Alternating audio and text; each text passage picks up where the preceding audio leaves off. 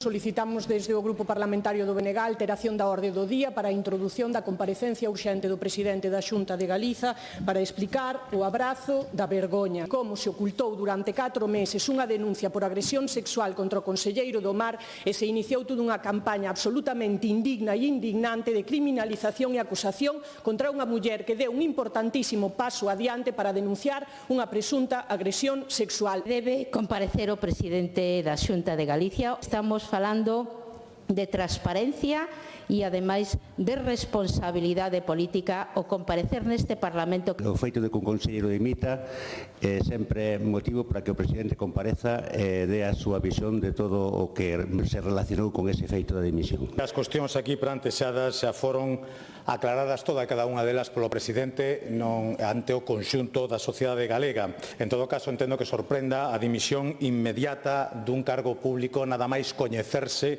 a apertura dunha actuación xudicial, unha actuación esta que en política, a verdade, ten desgraciadamente poucos precedentes.